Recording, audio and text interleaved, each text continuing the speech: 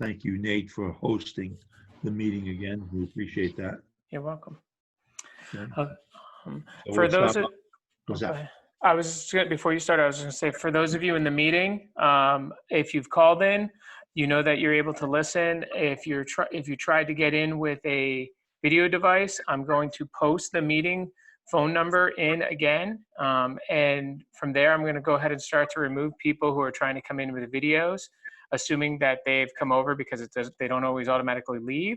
And that will allow me to see any new people who try to call in. Okay, there you go, Mr. Patrick. I just wanted to. Okay. All right, so we'll call the Strafford School Board meeting of July 22nd, 2020 to order at 6:04. We'll take a roll call for people here. Bruce Patrick Chair is here. Debbie Hendrickson. Here. Thank you. Misty Lowe. Here. We're waiting on Erica. She's having internet issues, I guess. And Kerry McMahon. Yes. Yeah, so we're all here except for Erica. So we're going to start with the action items. Approval of the school board minutes of June 24th, 2020, public and non-public. Okay, I'll make a motion to approve the minutes of June 24, both public and non-public. Second. Okay, we have a motion and a second. Are there any changes from any board members? Yes. I think that we need to have our secretary go back and maybe listen to the tape, because there's a couple of pieces that were left out.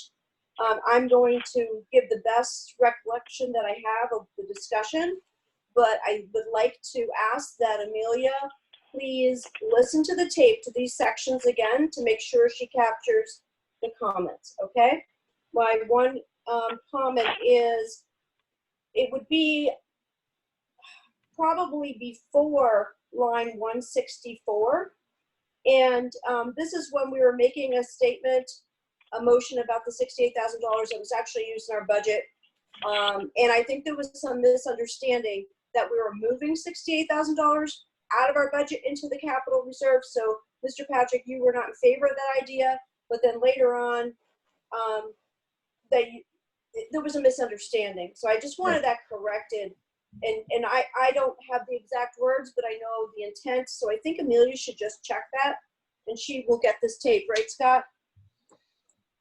Yeah, she gets the tapes of all the meetings. Yep. Okay, great. And there's also another section that is similar to that. This was it starts on 190, line 190. This was the discussion about the IDEA grant for the coming year. And there were several things left out of this.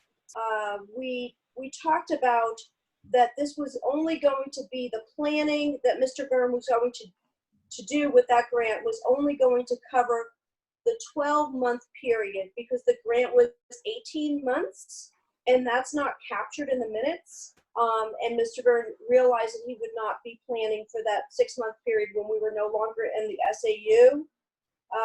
We also, Mr. Patrick, you also advised Mr. Grant after that conversation that we do indeed approve and give the authority to the student service director when we make that motion at the beginning of the year in the SAU. So that whole conversation wasn't captured, and I think it should be included. So I'm going to ask Amelia, the secretary, to go back and listen to those two sections of the tape to make sure she captures the exact conversation. Before we leave that page, oh, I'm sorry, Bruce. No, go ahead. On line 201 and 202, just want to, it talks about, Debbie asked me what she was doing, and I shared that.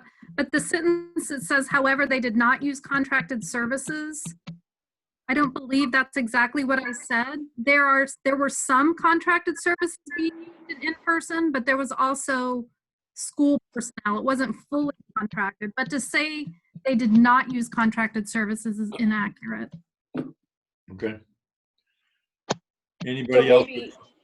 I'm just saying that maybe Amelia needs to listen to that section of the tape to correct it, Misty. since you can't remember You've the, already said that. Let's have, you said that a few times. Let's have her do it, and then she can give us the amended minutes next time. okay, thank you. Okay. And I want to note that Erica Helm came in at 6:05. You having internet trouble, Erica? You're muted. Yes, I'm getting there. Okay. Yeah, sorry, my bad. I was trying to track all the numbers coming in. Yes, sorry, I couldn't get Gmail to, I couldn't get the Google Mail to open to get to the link. Yeah. I get in there early to check on mine to make sure we had it. All right, so we have a motion and a second to accept the minutes with changes and having our secretary go back and rework the minutes if she had missed anything. So as a chair, because you want to make so many changes and because you want her to go back and possibly redo the minutes because of the tape, I think we're going to table the motion right now so that we can have an accurate one for the next meeting. Okay, because you want her to listen to things that you didn't mention to make changes on. So let's table that for tonight. We'll go and revisit these meeting minutes with tonight's minutes next meeting. Okay. So Good idea. Yeah. Okay. Also, Debbie, I believe you had asked for some information from a meeting before. The videotape of a meeting before, is that correct? Yes, and that is actually in the minutes. I think it's on page 13. I've asked for it twice.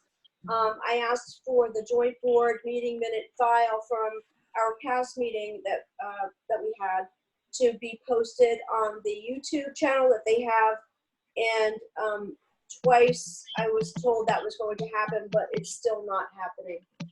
All right, maybe it was just missed. I'm sure somebody at the SAU could do that for soon. Thank you. All right, thank you for the attention on that. We do have a couple of items for non-public that we'll go into after some more reports here.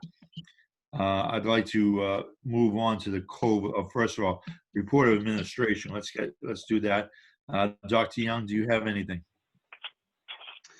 The one thing I have is just an update from the second survey that was put out recently last week. One was to the staff, the other for parents and caregivers regarding reopening in remote learning. So I could share those results. I think Mr. Byrne can actually share the results, the pie charts on his screen.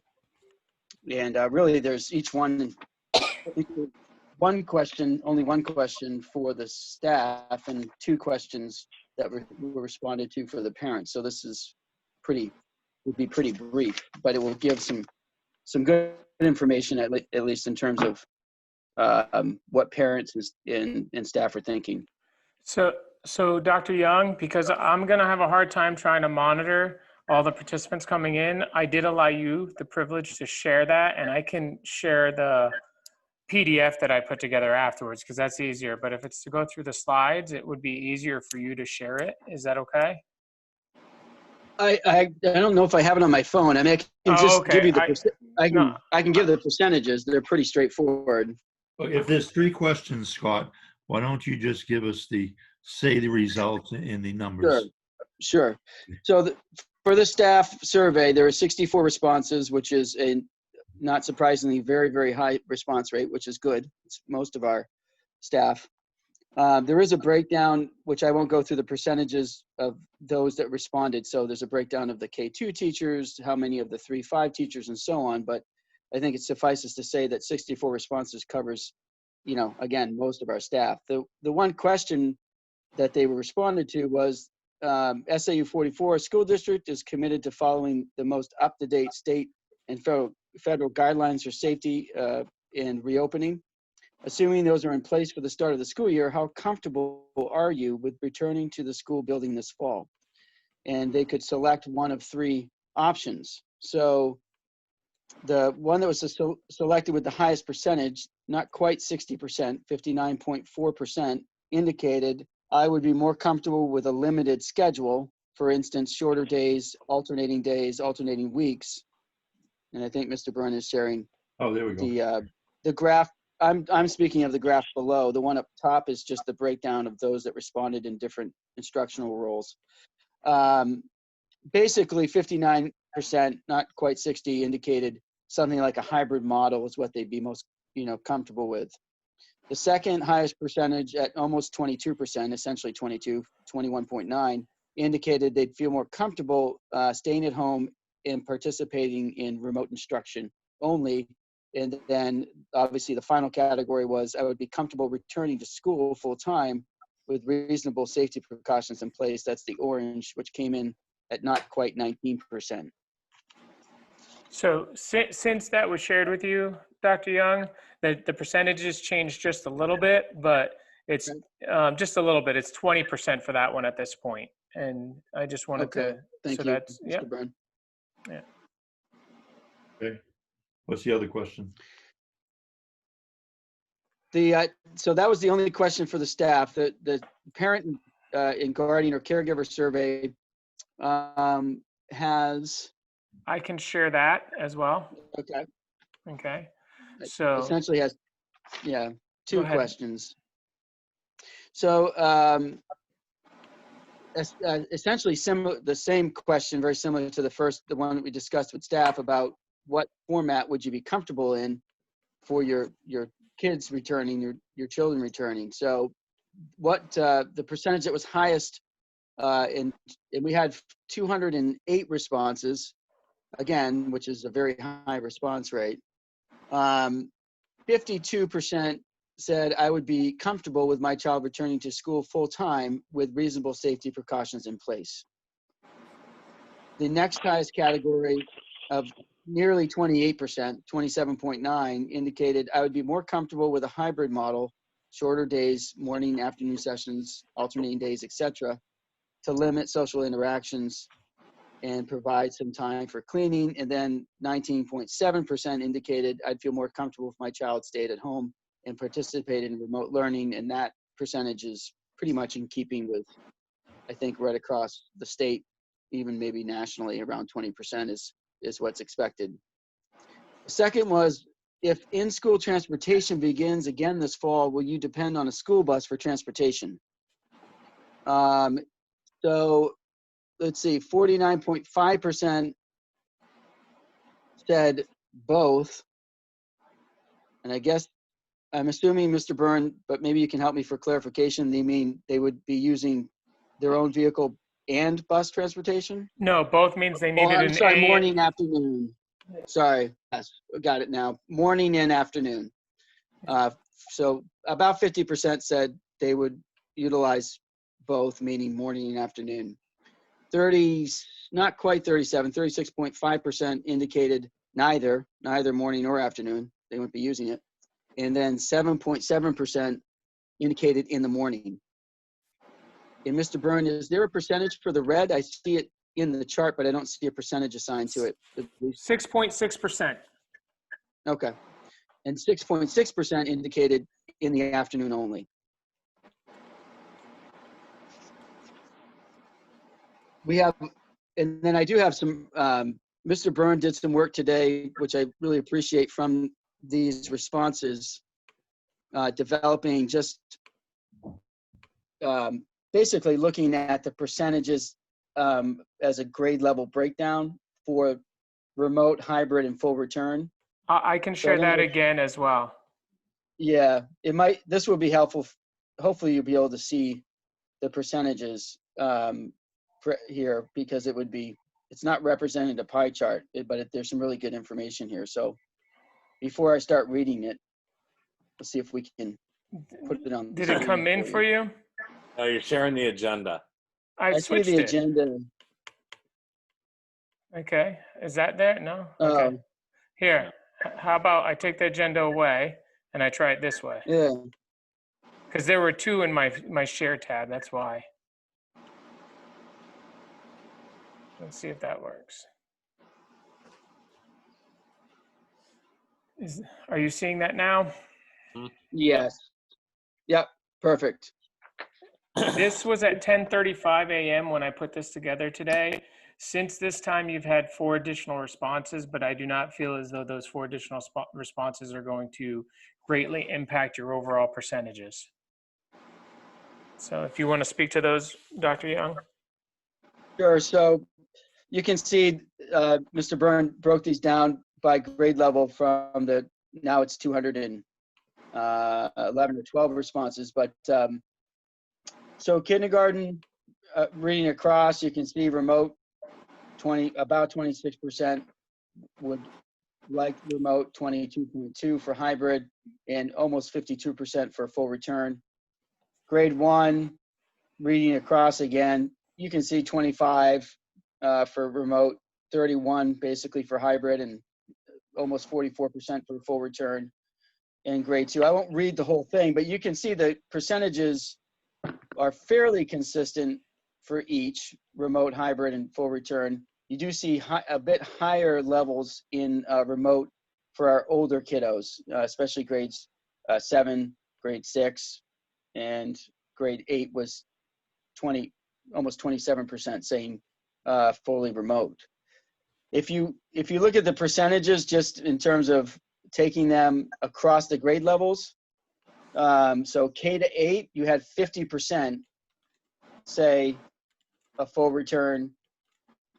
Across K to 8, you had 26% say hybrid, and again, K to 8, 24% preferring remote. So I think it's a pretty good snapshot of the percentages for grade levels and across grade levels for each of those formats.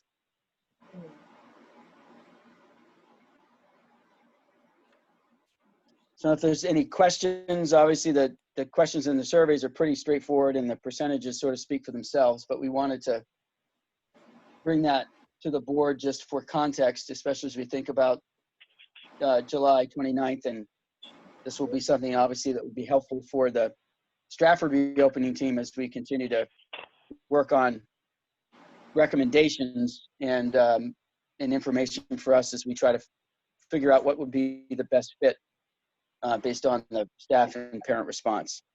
I have a question. Would we be able to have copies of what you just showed us, please? Could you send them to us? Sure. Yep. Misty's muted. She's raising her hand. Thank you, Nate. I'm sorry. I know you're tackling a lot. I couldn't seem to unmute. I don't see any preschool data. Have we reached out to our preschool parents? Not in that survey, you did not. No. That was Have we in any survey? not a survey. Ms. LaValle has called and spoke with them. And that's where I shared with you that you had a couple parents who were not interested due to the change. We haven't had a call in the last couple days, but we have reached out to So them. when you said that earlier, you were referring to preschool. I didn't understand that. Well, I'm sorry, what? When you said earlier in the meeting that you had a couple, I'm sorry, Nate. No. Earlier in the meeting, I said we had 4 additional responses, but those wouldn't impact the overall percentages because I put those together this morning for Dr. Young to be able to review and see. I put those so one of my backgrounds was I did a lot of math work and a lot of spreadsheets. So I told them that I would manipulate it so that I could get them the percentages faster than trying to read through. I gave that to them, but I didn't have a chance to redo it before this meeting. And like I said, those were the 4 additional responses. Ms. LaValle has reached out to your preschool, and since reaching out earlier, no one has changed their view on how they'd like to participate. It is something that I can ask her to do again, or I can do again. But there I wouldn't was be just curious about the data for preschool. I didn't mean to make it complicated. No, Yeah. not a problem. It may be a good idea to send a survey to the preschoolers as well. Those students that are identified and those who have applied to be part of the preschool.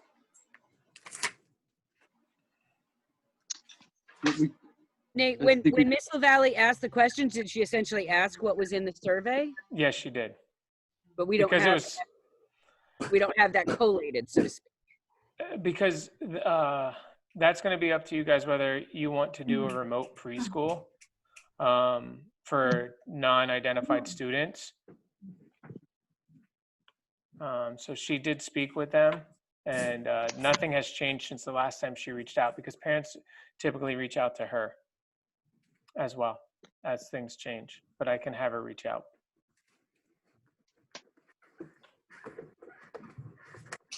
Okay, I any was just further? curious any about how further- preschool parents were feeling. I didn't. Yeah, I'm confused by the response. I'm not sure what that means. The response was pretty straightforward. I did not reach out to preschool because we had already reached out to them in the past. If you'd like me to reach out to them, I can. I think we did send the survey twice to parents, so maybe at least sending it once to the preschool students, the parents of the preschool students might be a good idea. Is that what the board would like to do?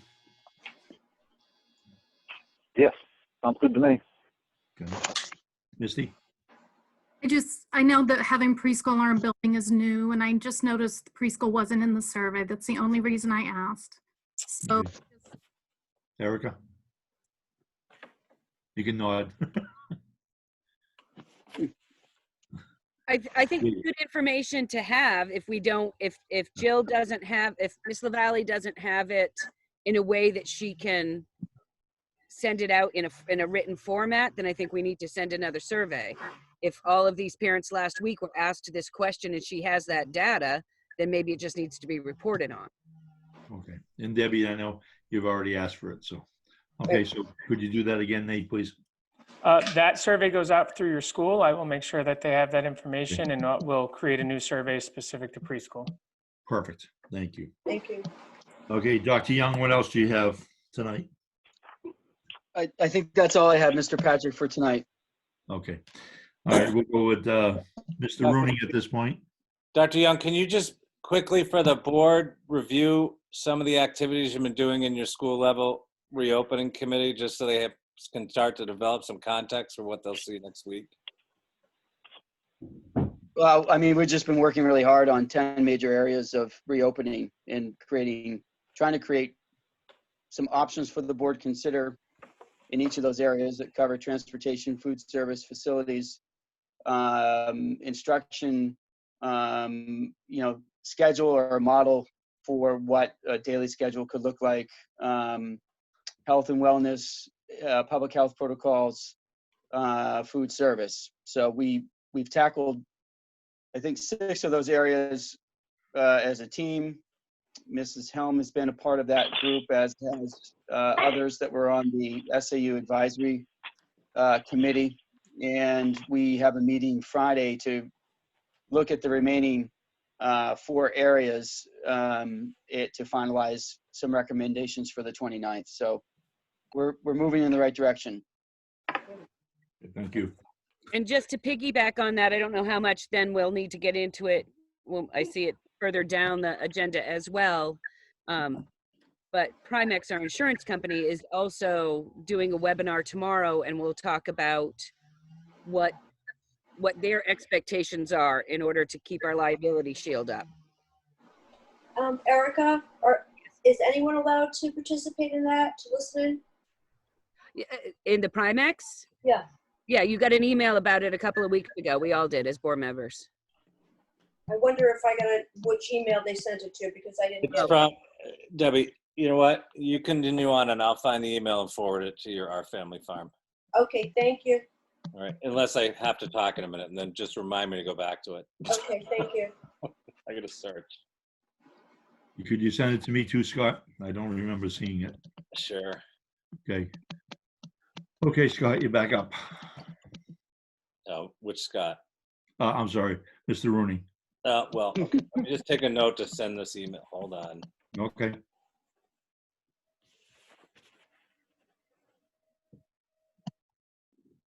Erica, do you know what time that webinar is? It is.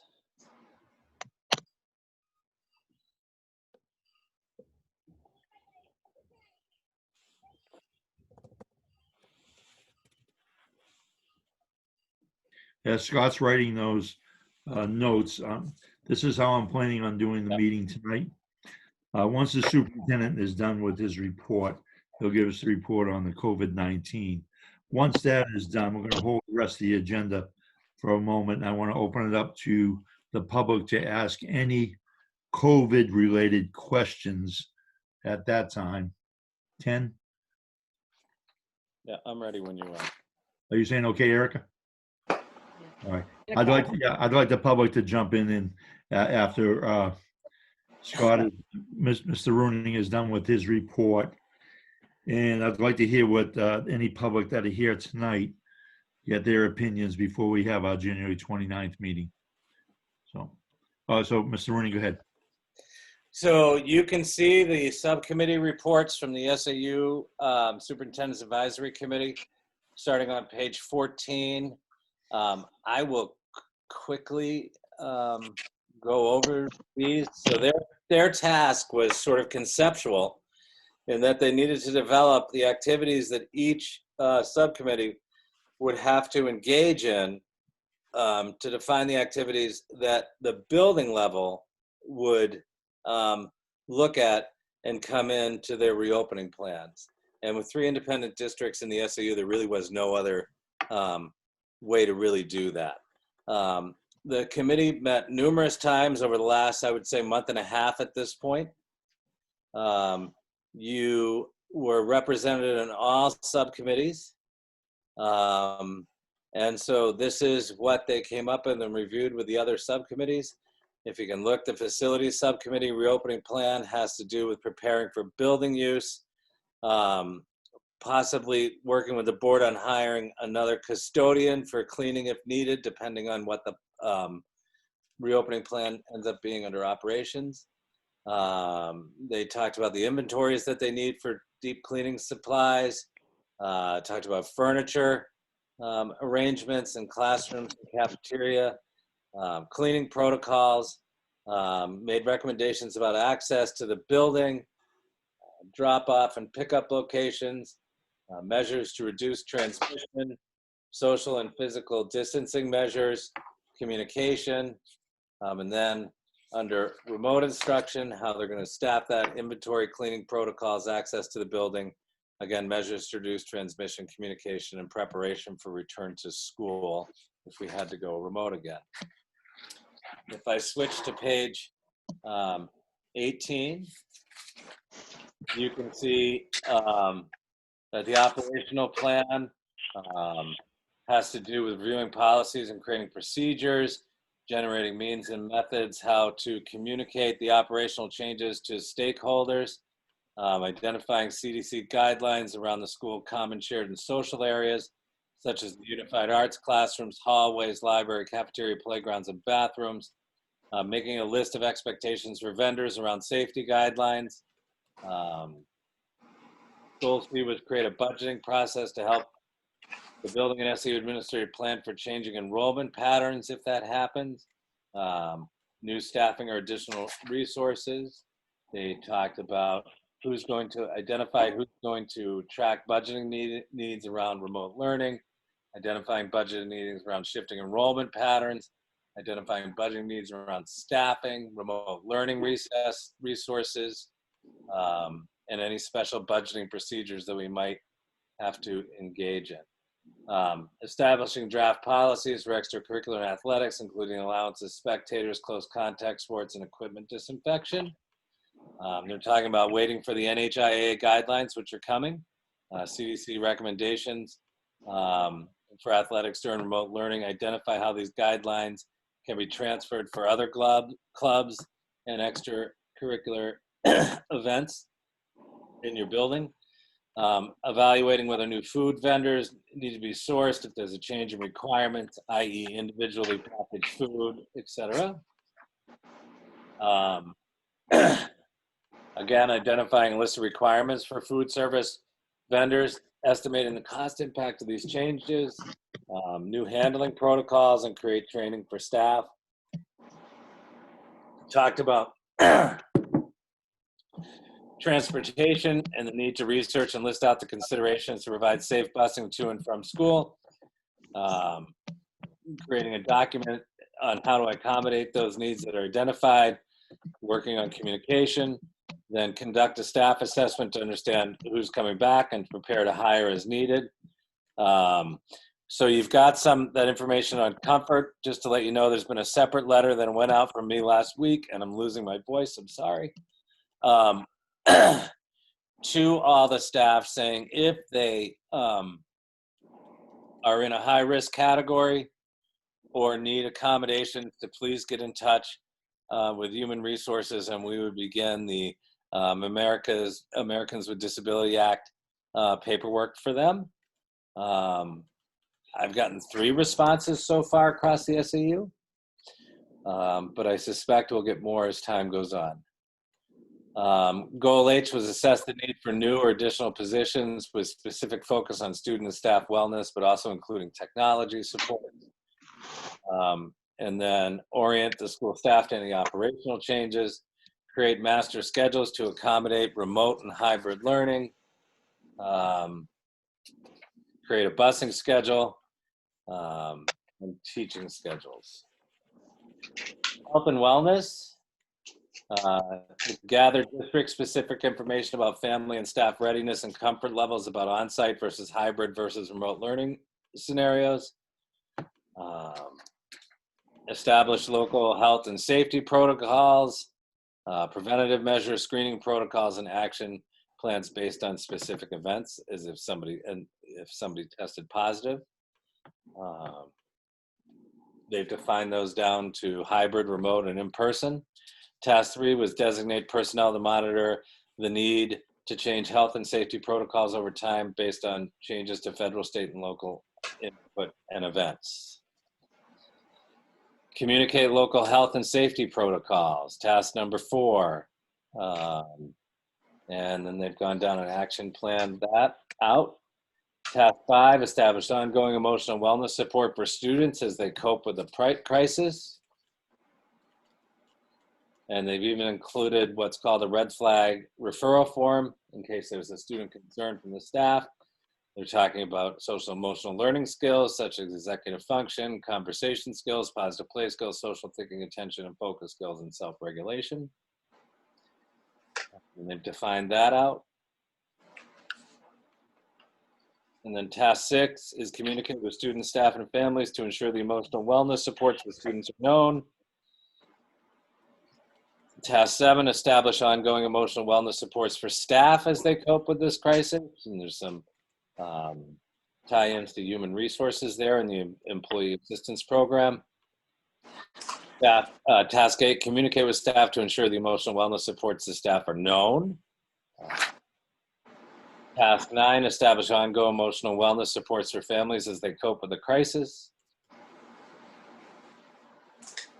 And task 10, designate personnel who can monitor the effectiveness of wellness protocols and the potential need to change them over time based on changing events. If I go, hey, Scott Young. Yeah, Do you have your packet in front of you? I can pull it up. Yeah, would you mind going over curriculum instruction and assessment since you were lead and since my voice is starting to struggle a little bit? Yeah, in essence, for the curriculum instruction assessment team, really the sort of overarching recommendation is to really focus on a hybrid model in terms of priority, because obviously the other two, which would be something like a full return, and I mean, I don't know if that's going to be possible for any district, but we know what a full return looks like. Of course, we've done that, and we've had 3 months to really work on remote learning, although we can do it with more depth and more precision. And so really trying to focus on hybrid, because, you know, trying to focus on all 3 at once is probably not very effective and certainly not very efficient. So try to really focus on the one area that is probably the most complex, and 2, the most difficult to implement, and 3, the one for which we don't really have a strong template for. So that was really the overarching recommendation. Some of the subpoints under that really were looking at, looking at assessment in terms of learning loss, recognizing that we, really our benchmarking process is probably effective to do that. We may need to front load that a little bit more than we typically would, whereas we might spend 3 or 4 weeks into the school year before we start with initial fall benchmarking. It might be something we want to front load a little bit more heavier to look at learning loss, but then really to start teaching at the grade level curriculum was, I think, at least roundly, the recommendation of the curriculum assessment instruction team. And then really fill gaps with a strong instructional cycle. So in other words, you want to pre-assess your prior learning with any unit that you're teaching. We're going to do that just like we typically would. We're going to look for how we need to differentiate instruction based on those results when it comes to delivering at least the direct instruction.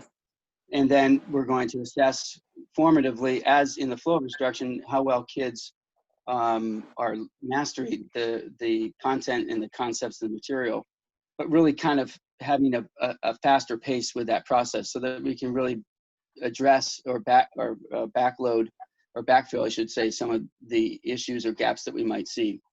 We talked a little bit about what accountability for academic work might be. That was certainly sort of a concern. I don't know if there's a good answer for that. If we're in either a hybrid or remote setting, there's some barriers obviously to that versus in person, but really looking at some procedures and policies around what we expect for students in terms of turning in academic work when we're in a either remote or partially remote setting, and communicating that clearly out as proactively as we can.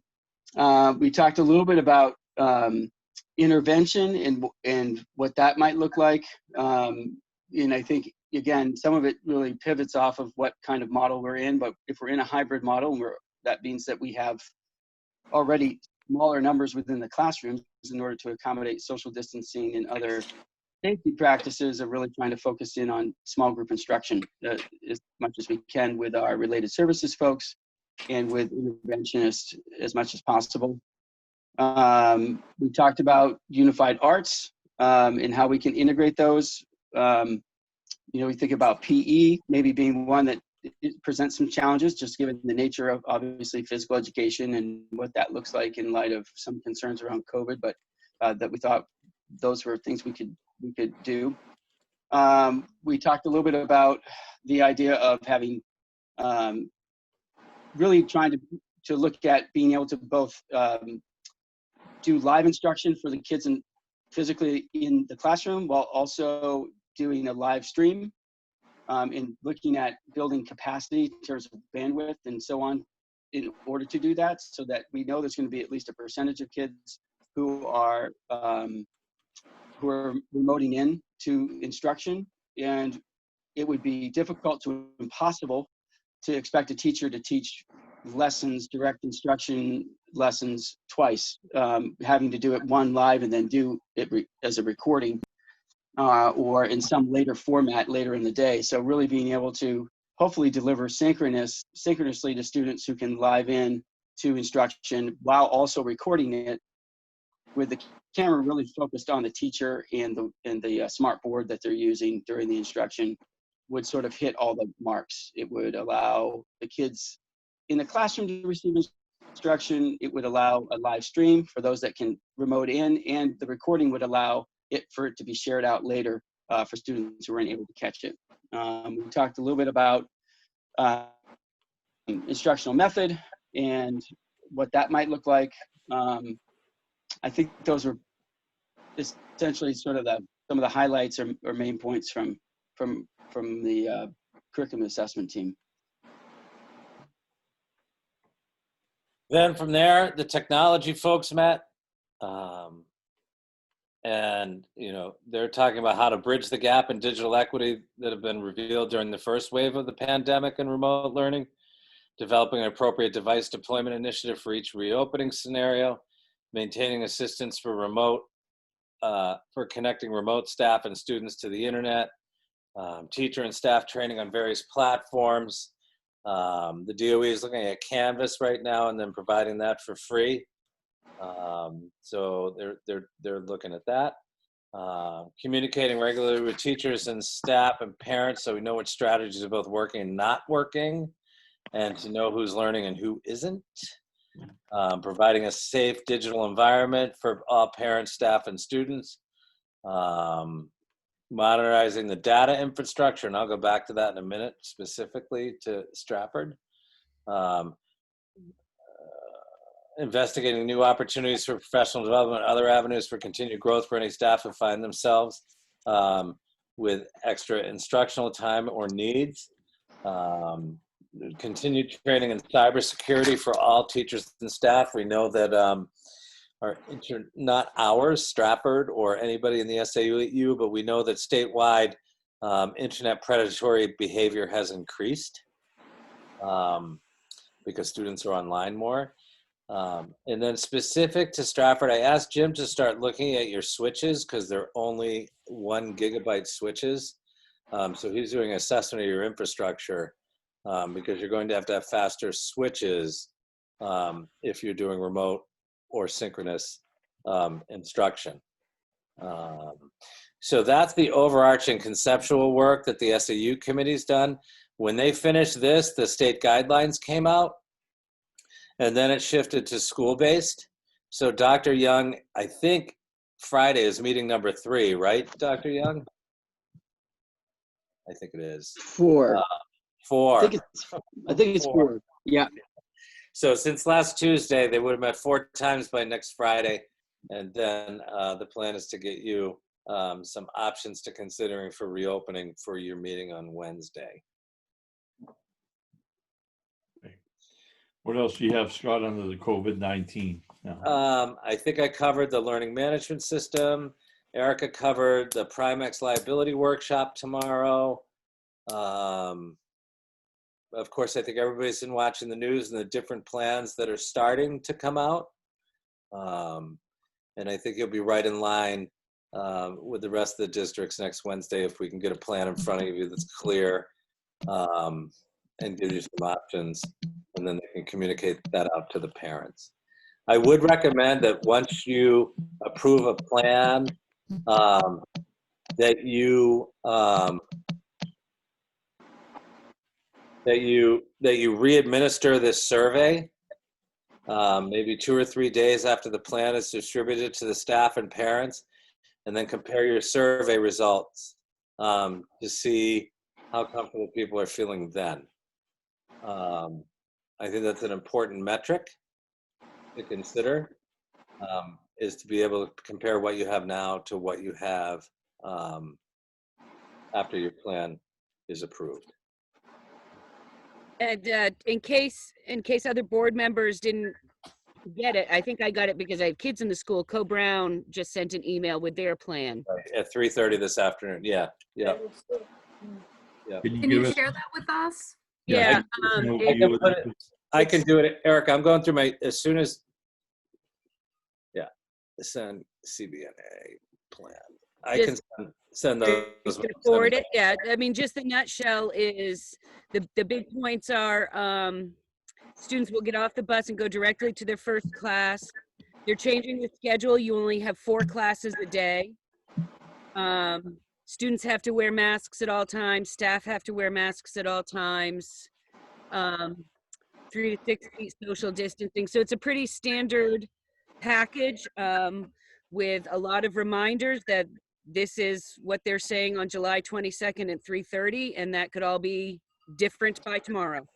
So and there are other little things. I don't mean to trivialize that, but those were the big highlights.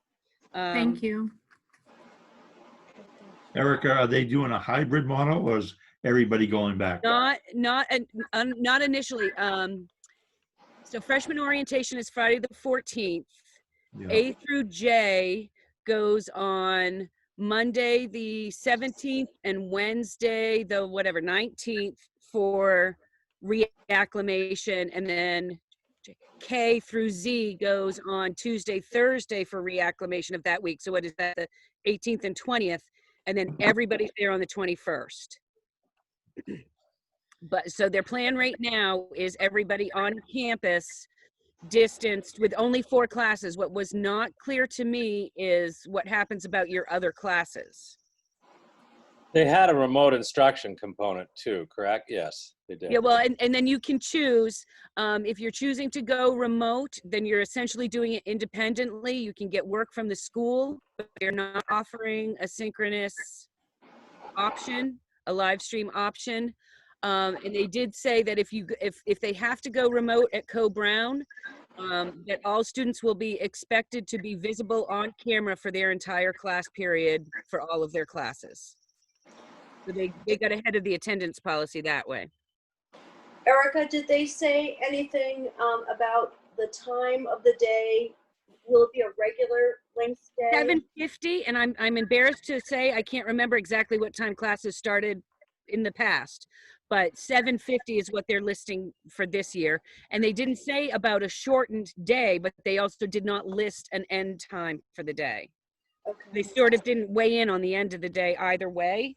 I'm sort of assuming the way I read it is that it will be a normal school day, but I don't know that for sure. So maybe you have 4 classes and they are longer, and then the next day you have your 3 classes that you didn't have before. You know, maybe they're rotating it that way. They did say Okay. there's going to be more communication. Okay.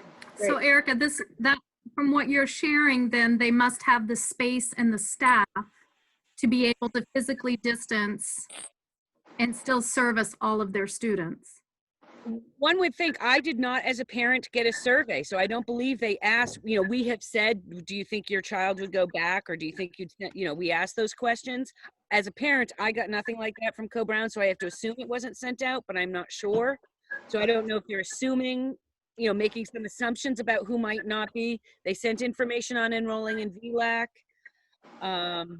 You know, so they did send some contact information. If you're not comfortable with your student going back, there's some good contact information out under that, but there was not as specific a plan. Yeah, there is an interesting part of that. We do pay for the Co-Brown buses for the Strafford students. Right. And did they take in consideration anything on transportation? Or are they leaving that to the sending districts? Oh, that's always left to the sending districts, and they didn't really talk about transportation in there. Other Right. than to say you would go right in, they're Yeah, you would enter the they're asking building. you to stagger your arrival and dismissal time, so there will be no large group gathering. You will not be allowed to congregate anywhere. You will go directly into your first period classroom, and there will be no congregating anywhere on campus for any reason. Right. And Bruce, that's why I was asking about when the end time was of the day. If they're doing 4 classes a day, is it the regular time so our buses can still be available for us? So, And I should say, I was reading on my phone, so I have not had a chance to read, like, you know, in a full screen. So if I've missed pieces, it's just trying to keep up with technology. So I apologize if I've said anything that was inaccurate. I just was doing it on my phone. In Thank you. speaking with Headmaster, he did contact the bus companies to try to make sure that they were going to be able to run the buses. Yeah, I spoke with him. Right. I spoke with Go ahead, Nate. I spoke with him at some length about that, on what they were going to be doing for the buses. So he did reach out at multiple times, and he did feel as though the buses would be able to be run at enough capacity to be able to get the students there after speaking with the bus company. So he did reach out to them. Good. Thank you. And I'm just curious about the physical distancing. I don't have that answer. I understand. I wasn't Yeah. asking. No, I understand. I just wanted to clear that. I did not ask him on that. Are you talking about the physical distancing in the building though? Because I spoke with him about that. I was asking about the bus because that's what we Okay. were discussing, but I'm curious about both. He said with the building, he had enough buildings and enough rooms, even the older rooms, he felt as though he would be able to make sure that the distancing was going to be sufficient. In addition to that, he spoke about how the cafeteria was going to run. They're going to be running 5 lunches as opposed to the smaller lunches. They're going to be putting them through, not going back to the classroom with their lunches because they're old enough to be able to do it. They were also providing outdoor eating space, and that was being encouraged. So that I spoke with him about at some length on just how he was going to be able to do that.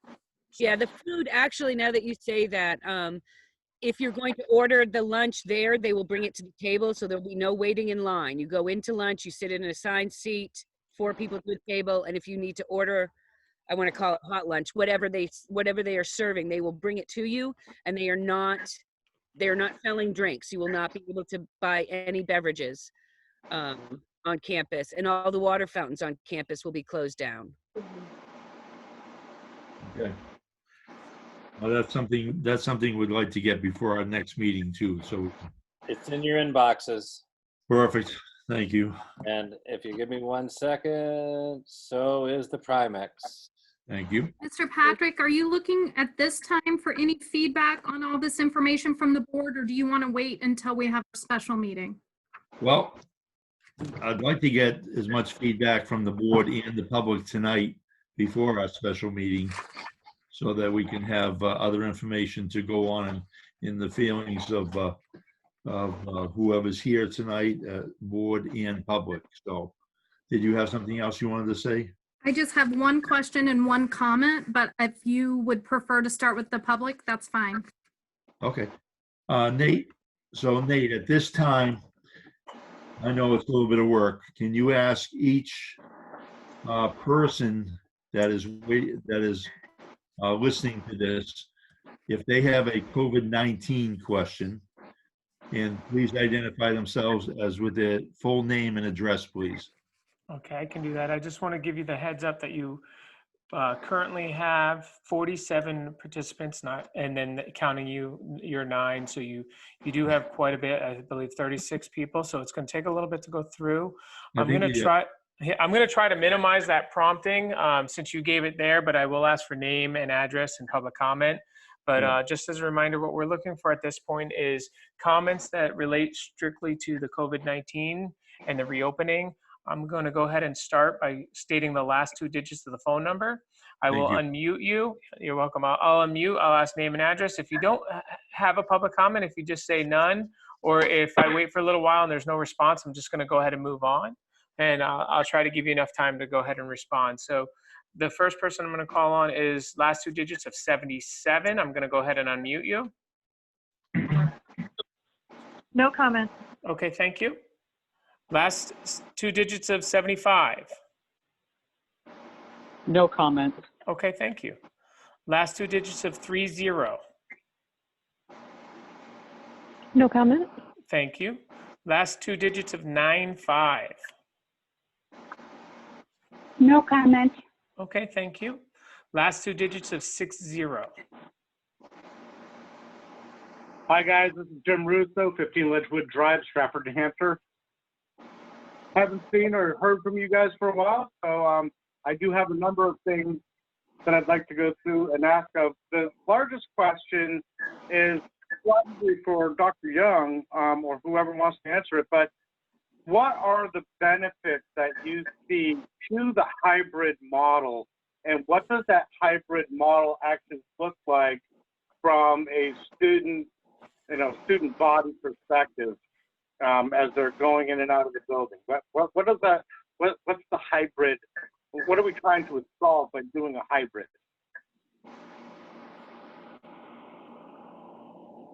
Dr. Young's muted. Do you want us to answer these or put them down and have an answer ready at the end? Well, that's a good question because there may be so many questions. Let's take the questions, and that'll be something because the board has not discussed entirety with Dr. Young about the hybrid model.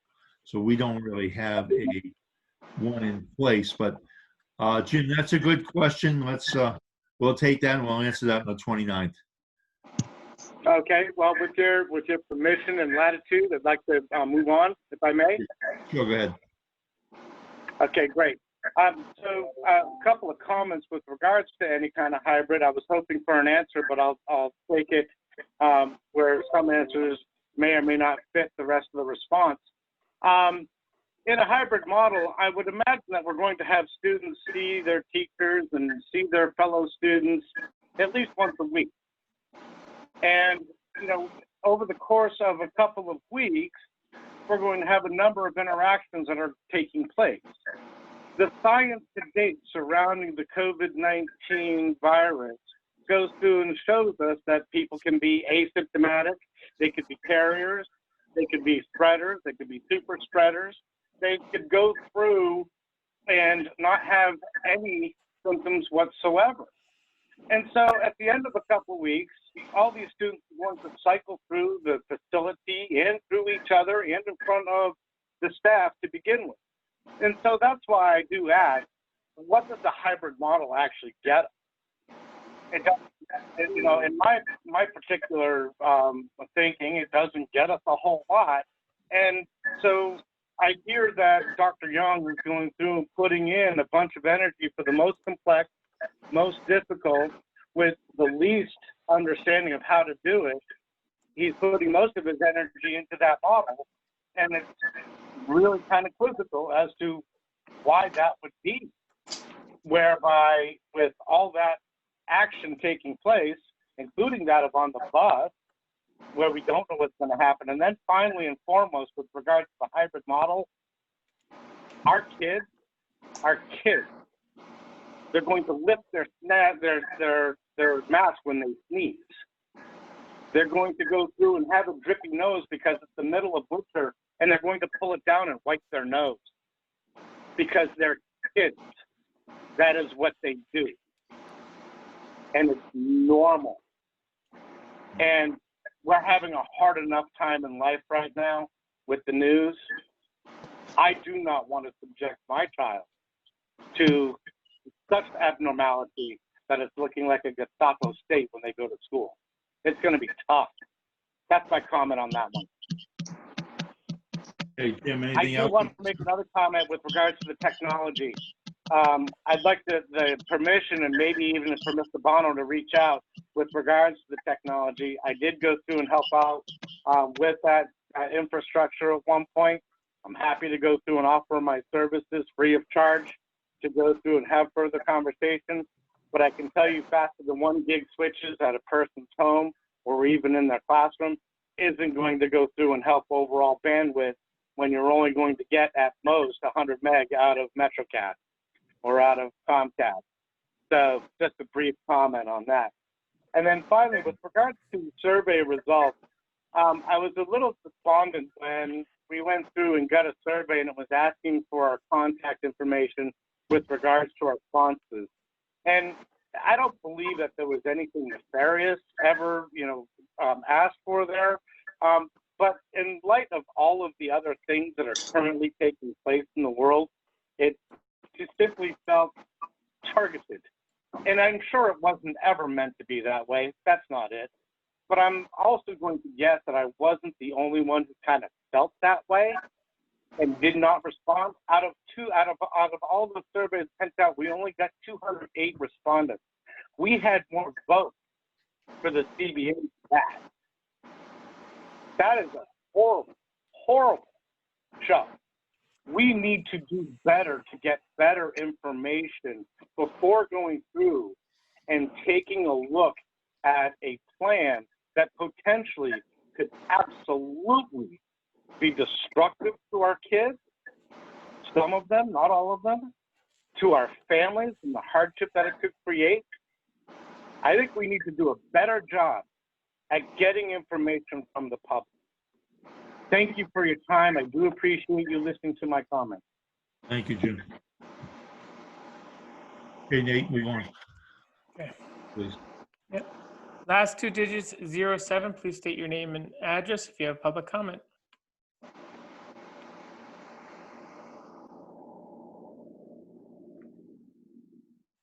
Is that 01 or 07? I'm sorry, I read it backwards. 01. You're right. 01. If you have a public comment, please state your name and address. No comment. Okay, thank you. Last 2 digits, 61. Please state your name and address. Hi, Deb Murray, 1146 Province Road. Do you have a public comment? Yes. Okay, go ahead. My comment, I just wanted to look at, I thought the Co-Brown did an excellent job on their planning for COVID. I think we should look at that a little more closely. They did have an end time for the school day. It was a normal school day end time. They just made the classes longer and alternating days. My other question is, they hired a couple more nurses. I wonder if Strafford is going to do that. And also if Strafford plans on hiring any other teachers due to maybe teachers not feeling safe, not coming back. I know some teachers have left and they haven't replaced them as it is, so I'm not sure how they're going to go about handling if teachers are not feel comfortable coming in. Okay, thank you for your comment. We'll get you. those answers. Thank you. Thanks, Deb. Last two digits, 97. No comment. Thank you. Last two digits, 28. No comment. Thank you. Last two digits, 12. No comment. Thank you. Last two digits, 59. No comment. Thank you. Last two digits, 26. No Thank you. comment. Thank you. Thank you. Last two digits, 14. 14.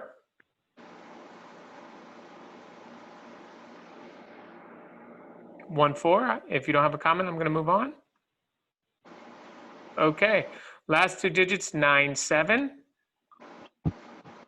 No comment. Thank you. Last two digits, 56. No comment. Thank you. Last two digits, 33. No comment. Okay, thank you. Last two digits, 71.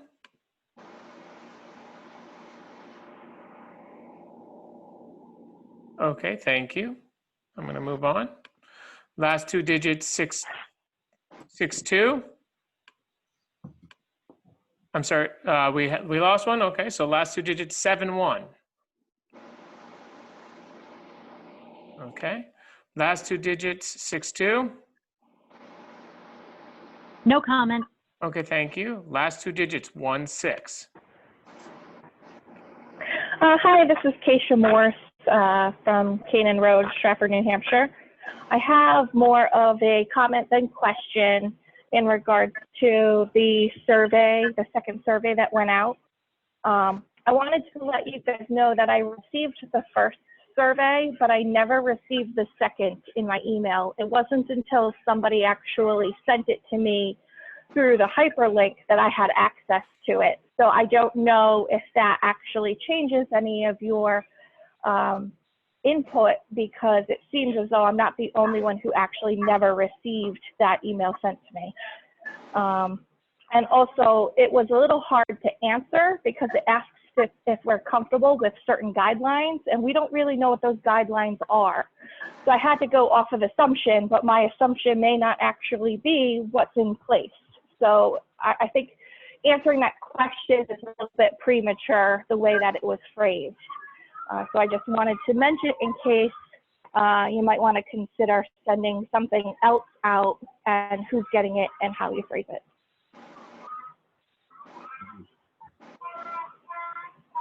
Okay, thank you. Last two digits, 84. Yeah, can you hear me? Yes. My name is Ashley Rowe from 910 Province Road.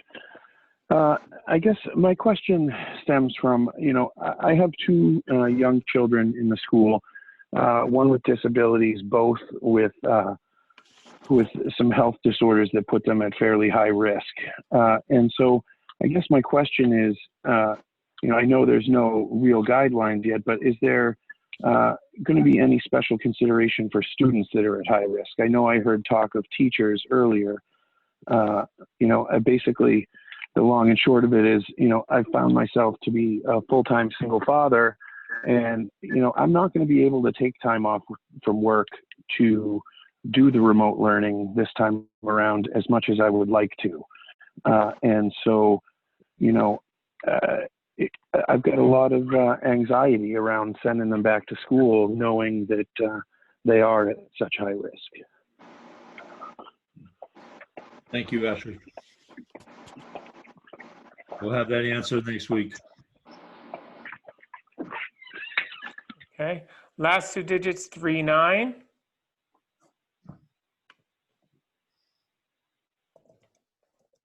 Last two digits, 39. If you have a public comment, please state your name and address. Okay, I'm going to go ahead and move on. Last two digits, 16. No comment. Thank you. Last two digits, 83. Yes, I have a comment. Okay, please state your name and Can you hear address. Yes. Hi, my name is Joan Abelman. I'm 1586 Parker Mountain Road. I'm an essential worker. I am the guardian of my grandson who is going into first grade. I was able to take 3 weeks off, back in March, and because he was only kindergarten, we implemented our own program, which worked pretty well at home. But I'm not fortunate enough to be able to do this during in September or whatever for remote learning. So, it's scary sending the kids back, but I had to put them into a daycare. And I just want to make a comment for people who are afraid to move on and try to adjust to the new way, because I hate to say that, but it is a new way. The kids need to have a choice if they're not comfortable. My grandson is in a daycare, and I'm absolutely 100% comfortable. He is comfortable, and I never thought he'd adjust. He to the mask, he does not have to wear a mask. He arrives at the door. I wear a mask when I bring him in. He goes in and they do his temperature. He automatically puts his hands out to be sanitized, which all of our kids have already gotten used to that. We don't go anywhere. We get in the car and we sanitize. So unfortunately, or maybe fortunately, because my grandson hopefully will be able to benefit from the in-classroom, I think that everybody should be given a chance, but not be afraid of it. But when it comes to work, I'm an essential worker. I have no choice. I was told I have to go to work. I work for the post office. I have to do this. I definitely will put, his health definitely in front of everything, even if I have to quit my job. But I don't want to have to quit my job. And I do believe that we all have to stop being afraid. You have to move on, but you can't be stupid. You need to wear masks and sanitize. So I guess, my question is for people, and I'm not the only one, I'm sure, what are we expected to do if you're going to alternate days or whatever you're going to do? Can you please consider us? And I do thank Dr. Young. I believe he's doing a wonderful job. So we're all dealing with this. So, and thank you. Thank you, John. Thank you. So forgive me if I call on you again, number 77. We've had people come in and out, so it shuffles the numbers. 77 was your first one. That's what I thought. Okay. 8, so the last 2 digits, 00. No comment. Thank you. Last 2 digits, 66. No comment. Thank you. Last 2 digits, 19. Okay, no comment, 19. I'm going to go ahead and move on. Last 2 digits, 07. No comment. Okay, thank you. Last 2 digits, 47. Hi, this is Sarah Cutting, Sheer Way, Strafford.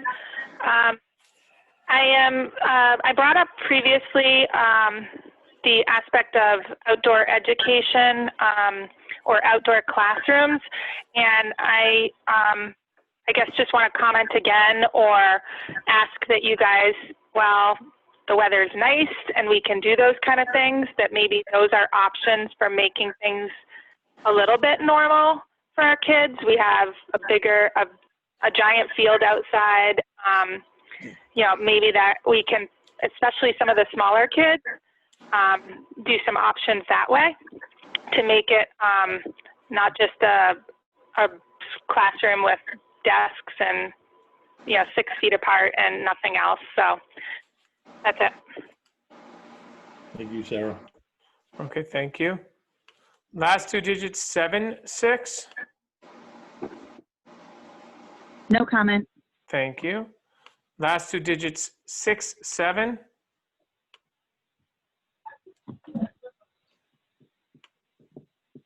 Okay, we'll move on. Last 2 digits, 49. No comment. Thank you. Thank you.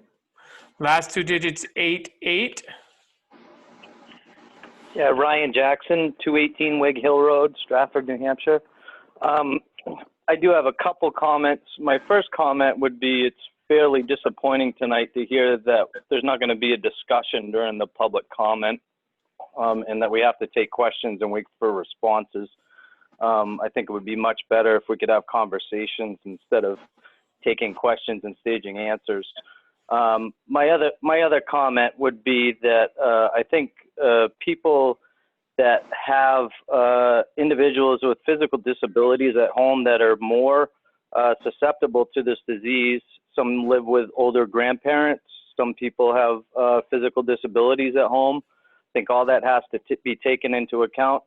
And my other comment would be, with the technology today, the end of last year may be the new normal, and I think we need to really start thinking about that. Thank you. Thank you. Last 2 digits, 81.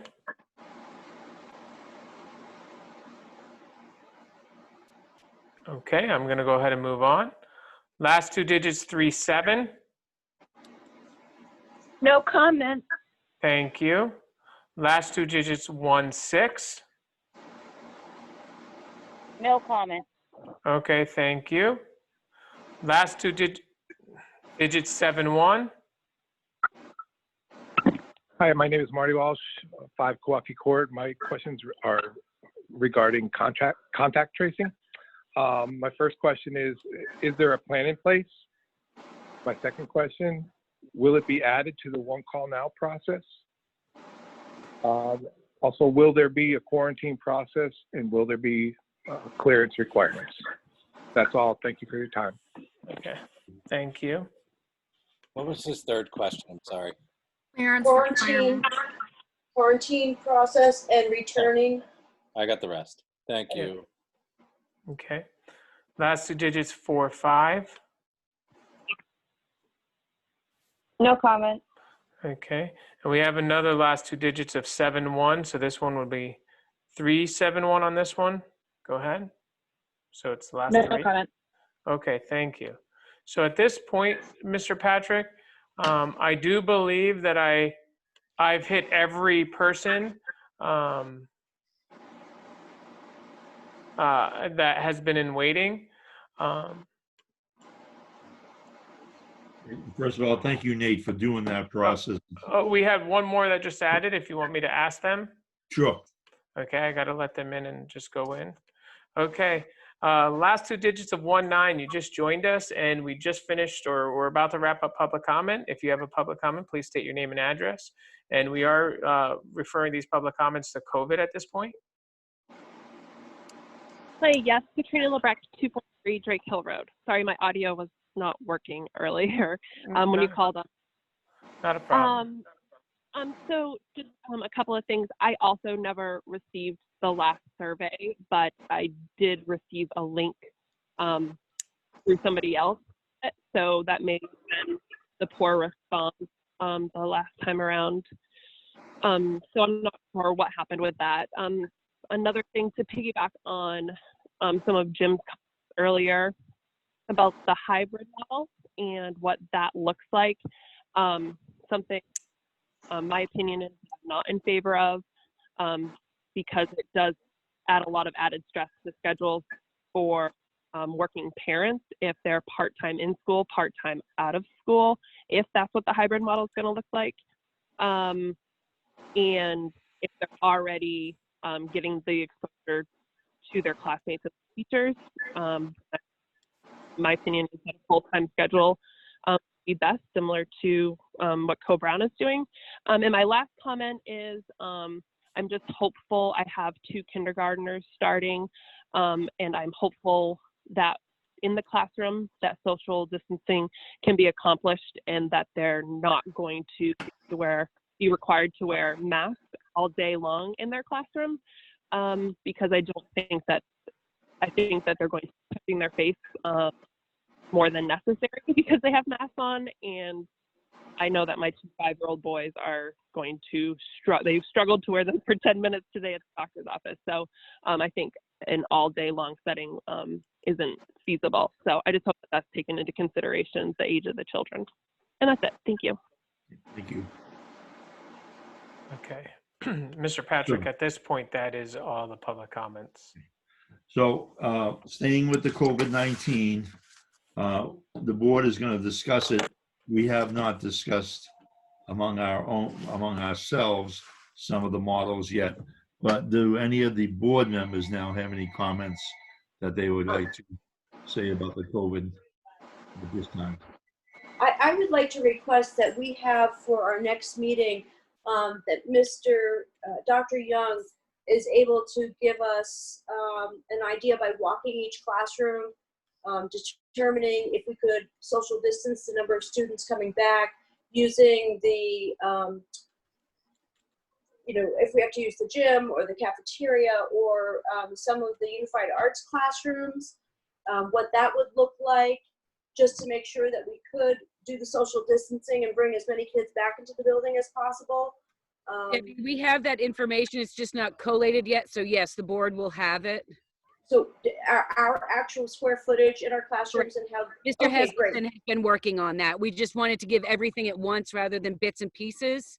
Okay, great. And sort of wanted to also hear what Primex had to say tomorrow before we put too much out that may be beyond Strafford's control altogether. Okay, and just one other follow-up. I know that, Misty might touch on this. They've been looking for tents. I also looked today, and yesterday, about purchasing large outdoor tents to have additional space, outdoor space. And I would like to send that link to other board members. I don't know if Misty also, I think, found someone who you can rent them from, but it actually is less expensive to purchase these tents. And I think it's going to be hard to get them the longer we wait. So that may be something to think about, because we did have a couple of people talk about outside space. We do have an email from one of our community members also asked about outdoor space. So I'd like to just get that out there. They're probably going to be going fast, these tents. Okay. Any other board members with comments? Misty, go ahead. I just had one comment is underneath goal number 1, orients school staff to any new operational changes. I'm wondering if at some point the board needs to revisit our school calendar. I know Governor mentioned adding some PD days on the front end, and I think that revisiting our school calendar is something that we might want to do at some point. I'm not trying to jump the gun. That was just a note I made when Mr. Rooney and Dr. Young were reviewing. And then under technology, as a parent myself and a grandparent with 3 children at Strafford School, I'm hoping we can consider some parent training on these platforms as well as staff training. Okay. And again, maybe that's been considered. I was just at a glance and listening. It was a note that I had made. Okay. And also, Mr. Ruding, do we have any other updates about any other funding that may be available? The type of tent I was referring to is like an outdoor wedding tent with the sides and everything. Yeah. I know that you said additional funds would be coming. Yep, they're actually, additional funds are being considered. So right now up in Congress, there's, I think, 2 versions of 70 billion and 105 billion for education to assist in this crisis. Other than that, the only money that's codified is your CARES Act money. But I would expect some activity out of your national legislature.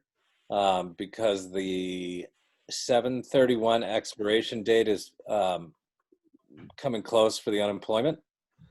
And so I know the Senate is considering those bills now and working with the House. So hopefully we'll have some good news within the next couple of weeks about possibly some additional funding to help with all this, because there's likely to be, I don't think it's any surprise that there's going to be some expenses.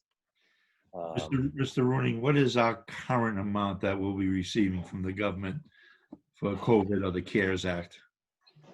Do we have an idea? Yeah, I gave a number before. About $30,000. Yeah, was that it? 32. Yeah. That's your money. Yeah. That's what I thought, because I've heard that, I don't know if I want to say this, but I have heard that actors, people that have senators' spouses are getting way above that for their CARES Act money because of lost wages. And school districts get 30,000. They're getting more in the 300 to millions of dollars for personal use. And I'm very disappointed in our government that the schools are coming in less. I mean, tents would be a great thing. Debbie, what's the price of a tent? Well, the ones that I saw on Amazon were about $1,200 or $1,300. And that's like a wedding tent with the sides, just Really? and sort of like fake Not bad. window type of things. I know Misty looked into for her district renting them, and the fee, she'll share this with you. The fee that she found to rent them was much more, like 10 times or 20 times that amount to rent these. So I'm sure they're going to be going, and it was difficult to find. Misty, I don't want to put words in your mouth. You want to share that information? Well, our facilities director was looking at it from a district perspective, looking at 4 different schools. I just know there was a challenge to even find places that rented, period.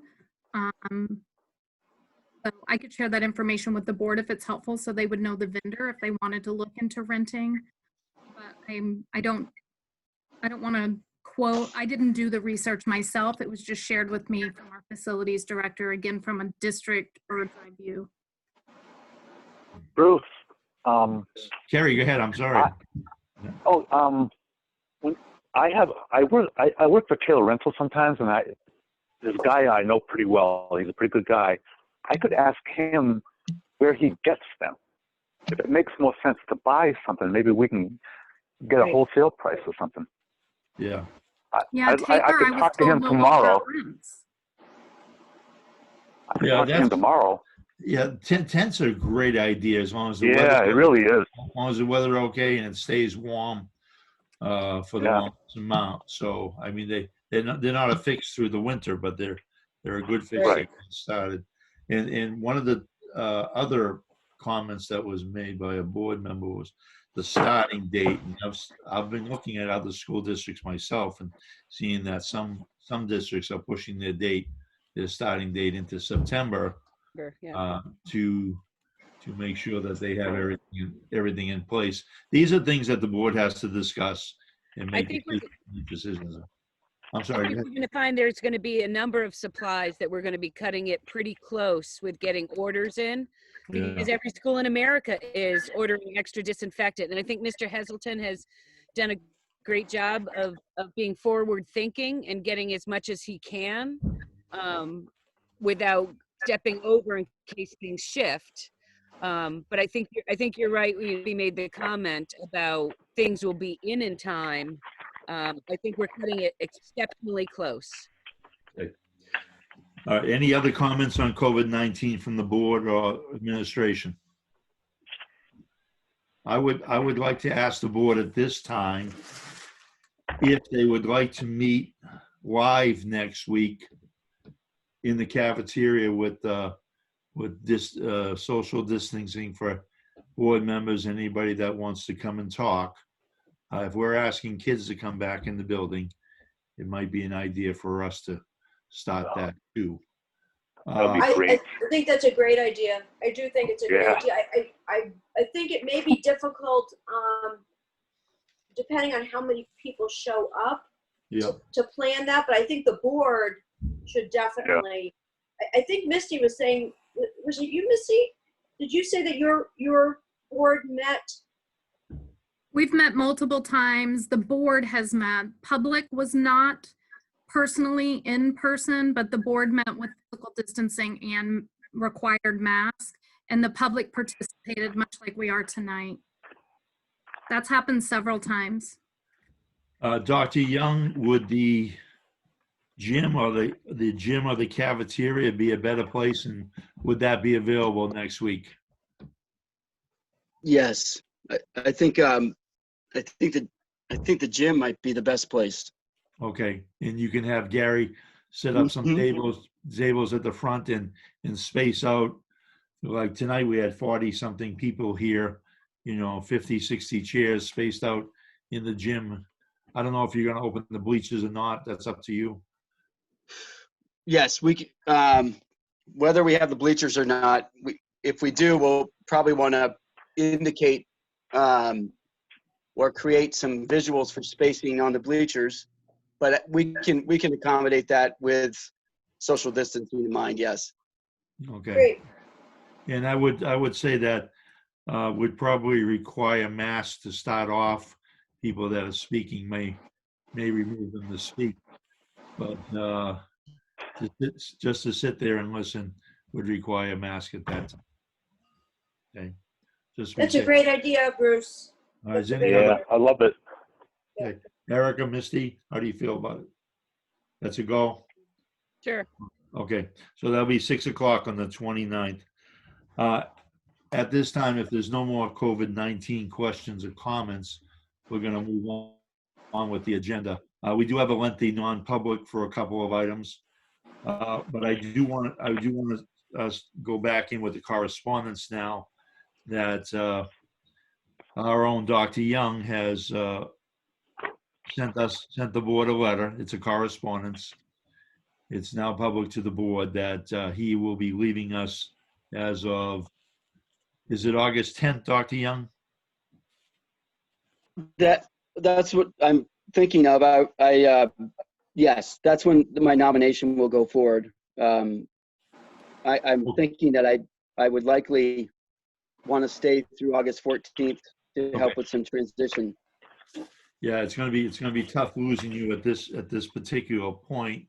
We're happy that you're making a move that you would like to do personally, but however, I for one am not pleased with it, but I know that you must move and do what you need to do. So now your nomination is the 10th of August. That's what you just said, correct? Yes, that's a Monday. Okay, our next public meeting will be after next week will be August 12th. Yes. I don't think we want to accept your resignation tonight because you have not been appointed to that other position yet. I'd like to keep it open for you so that if a snafu comes up in that district, we still keep you at that point and not have you reapply for your own position. So yes. Does the board feel okay with that right now? I just would like to discuss a little bit more about Dr. Young's end date to make sure that everything's complete for the start of school. I don't know. I mean, that's something, I don't know if we should be discussing it in public, but I think it might be helpful. The 14th might be a little early if there's any way that we can wait maybe another week or so. I think it would be beneficial to make sure that we're all set to start school. That's all. Dr. Young, you have any comments on that? I guess I'd just like I mean, I'm happy to give full effort in the time that I have.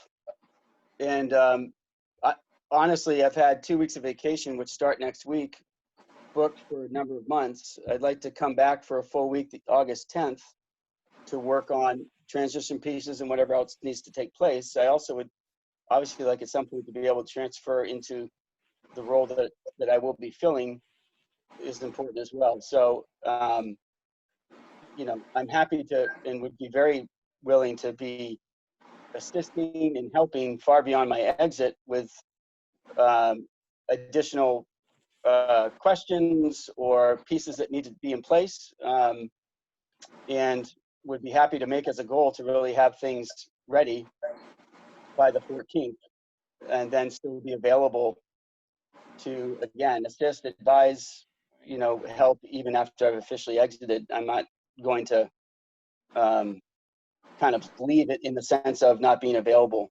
to assist and to help even beyond my exit. So I would just ask for consideration for that. I understand why it's important, obviously, to have things taken care of. So I guess so long as that has been accomplished by the 14th, I just ask for the consideration to have that be my final day in the role. We'll be going into non-public to speak about the transition period and personnel for replacement. So we will discuss that too at that time and let you know what's happening. Okay. We'll wish you the best when we get to that vote on the 12th. Any other comments from any other board members about this at this time? Other than I know that, this is something that is what Dr. Young has hoped for and he has studied for and worked for. So, it's understandable, and we do hope that everything goes well for him. Okay, thank you. All right, we're gonna move on to the agenda now at this time. I know that Mr. Rooney, you did have a copy of that letter too. I didn't mean to jump you on that, but it was sent to the board members that he was leaving, so I wanted to get that, put that right out on the plate at that time. So thank you for understanding that part. All right, correspondence presentations from anybody else at this time? We had a couple. I think I shared all the emails with the board. Lindsay Taylor shared an email asking to make sure that the staff was included in the surveys. Dr. Young responded to her. The only other issue that Lindsay did speak about was to make sure, or asked about having more outdoor learning. So then we also had an email from, what is her name? Jean Reed. And this is an interesting one. The board had this, but she wanted to know about the 8:30 a.m. drop-off rule. And I think this was corresponding to the survey about using the bus. And I guess that more people might consider dropping their kids off and not using the bus if they can drop their kids off a little earlier. And that's where that outside tent might come in too. But so she wanted us to consider that, and the board has a copy of that email. We were copied on one other email to Dr. Young by Mindy Bouvier, but it was actually an email to Mr. Young, to Dr. Young. That was it. Okay, thank you. Any other committee updates at this time? Yes. I had an education committee meeting last week, and we were looking at the changing maybe the way we're looking at disciplining the students at Co-Brown with restorative justice. And it's going to be a long process. It just was our first conversation. Probably take a whole year to really start to build on that. We had a transition committee meeting, and we're looking at, and then we had a subcommittee meeting. We're looking at job descriptions and working on, a superintendent job description, as well as we have 2 board members also working on an ad or for the superintendent, because we really want to get that out as soon as possible. Will that go to the full board before it's published so that we all Sure. view it? Sure. Perfect. Absolutely. Thank you. You're welcome. Sorry, I had a little glitch there. I don't know what happened. All right, thank you, Debbie. You're welcome. Okay, at this time. Bruce, wait. Just looking at ahead. I'm sorry, I'm just saying, look at the next thing is the board meeting dates. Yes. And it doesn't have, just so people know, there's a joint board meeting on Monday, just so the public knows. I know the board knows, but we're not having a joint board meeting on August 10th. We're having it on Monday, the 27th of July instead. Okay. Thank you. Yeah, so the meeting dates would be the joint board on the 27th, 29th would be the special school board meeting that we were going to discuss the opening of school. That will take place in the gym at Strafford School at 6 p.m. in mask required. And then we have August 12th, as we mentioned, for Dr. Young, and regular school board meeting date. and August 26th as our next, August 26th, I'm sorry, as regular school board meeting. Okay. Not sure how we'd like to handle this. And Nate, I hate to put you on the spot, but if there's any non-COVID questions from anyone, we would take those at the public comment part now. We are going to go into non-public session to discuss two different issues. Okay. Do you want to, Mr. Rooney, would you suggest that we take the public comments after the non-public or before? You're muted though. Sorry, but there you go. Sorry, I'm having problems. I keep going in. I keep getting thrown out of the meeting. Yeah, I did too for a second there. Yeah. There's 3 issues for non-public. And one of the issues you will likely vote on. Okay. So why don't we keep public comments? Anybody that wants to stay for the public comments will come on after the non-public session. So at this time, the chair would entertain going into non-public session. Under which 3 areas, please? A, C, and L. I move that we go into non-public under RSA 91A32 colon A, C, and L at, I don't know what time it is, at 7:40. Okay. Did someone second? Second. Okay, thank you. All right, Debbie, Yes. Misty, Yes. Erica, Yes. Carrie, Yes. and myself, yes. Nate, how would you like to handle this part? So what I'm going to do at this point, if you're on the phones and listening, I'm going to put everyone into the waiting room at this point.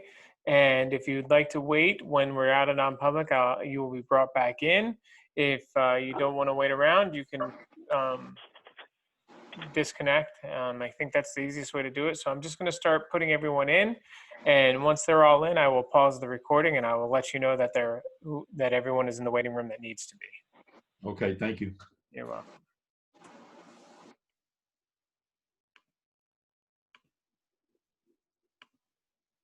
Like your hair, Erica. Thanks. Au naturel. Yeah.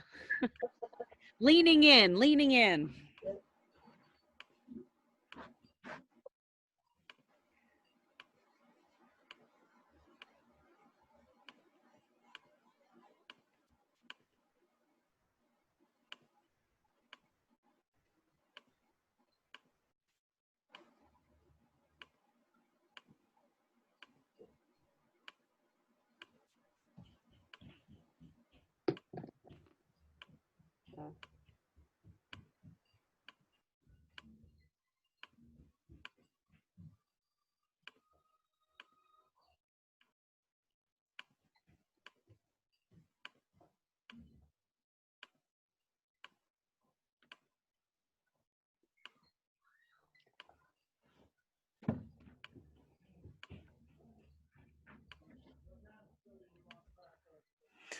Okay, at this point, everyone is in the waiting room. I'm going to double check and make sure I didn't put, nope, everyone's in the waiting room that needs to be. I'm going to go ahead and pause the recording at this point. Anybody left? Yeah, good fair amount. Now that we're out of non-public, I'm going to go ahead and start letting them in. I'm taking a biology break while you do that. Yeah. Do we need to have more public comments again? Not non-COVID ones. Did you do anything other than that? Do you want me to make a motion? Are we ready to go? We got Nate. We got to hear from Nate first. Yeah, you're recording again and you're ready to go.